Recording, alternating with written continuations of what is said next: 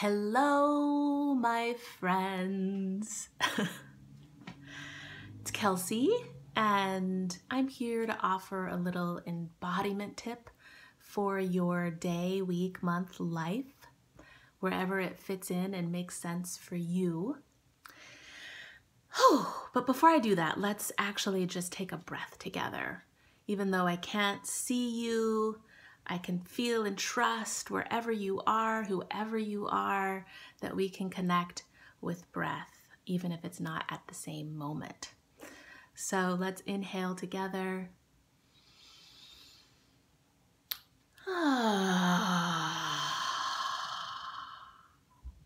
And let's do that again, and this time giving ourselves a little shake or whatever needs to come out on the exhale.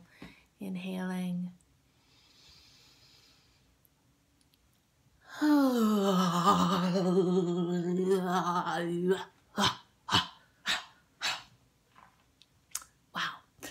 So I didn't sleep well last night. One thing that I am challenged by is anxiety, which I've been challenged by for most of my life. And for much of that time, I thought it was something I needed to fix or trying to pinpoint, how to make it go away. I was embarrassed by my anxiety. Sometimes I know the cause. Sometimes, and most often, I have no idea what exactly is causing this anxious feeling, but I feel it in my throat, and I feel it in my chest, and I feel it in my belly. And it's kind of with me many days. So I've been reading this book, which I've also been promoting on the social channels, My Grandmother's Hands by Rezba Menachem.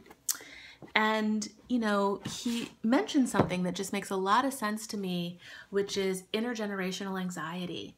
And he talks about his grandmother and how she always had this sort of sense of impending doom, waiting for the shoe to drop, which he thinks is unmetabolized trauma from slavery ancestry. She wasn't a slave, but her ancestors were. She was a sharecropper.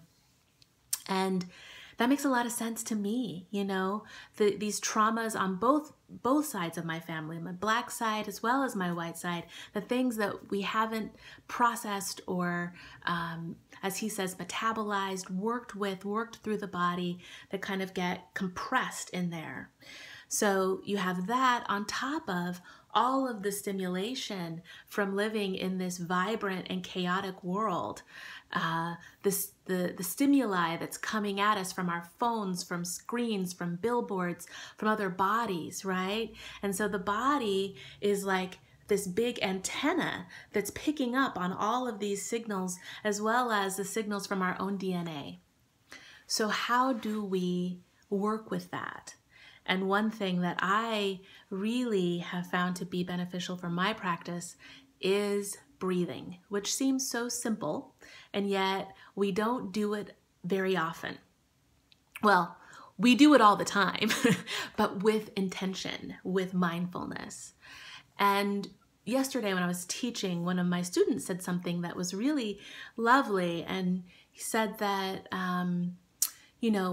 naming, let's really let it all out, let it all go, changes how he even does that breath and letting it out with the sigh that we did to start this video. So I would like us to try that together.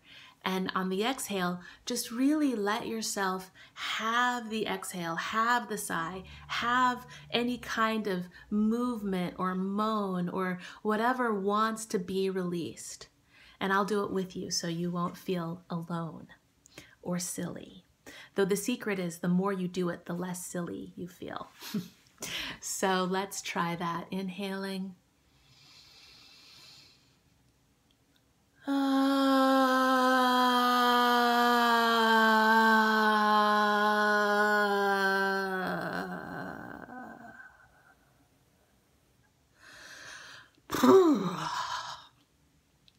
And let's do one more.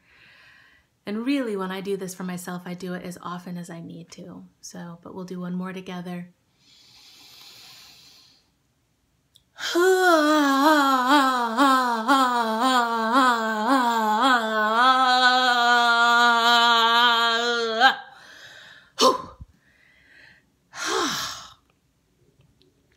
already in my body, I feel that something is moving, right?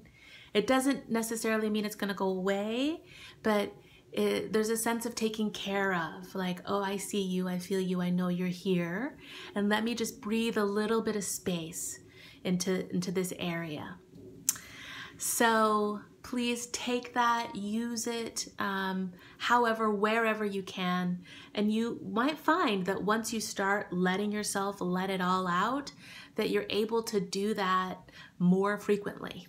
So I'm breathing and letting it all out often, many times throughout my day, because my body's realizing, oh, it's like we need to like release that.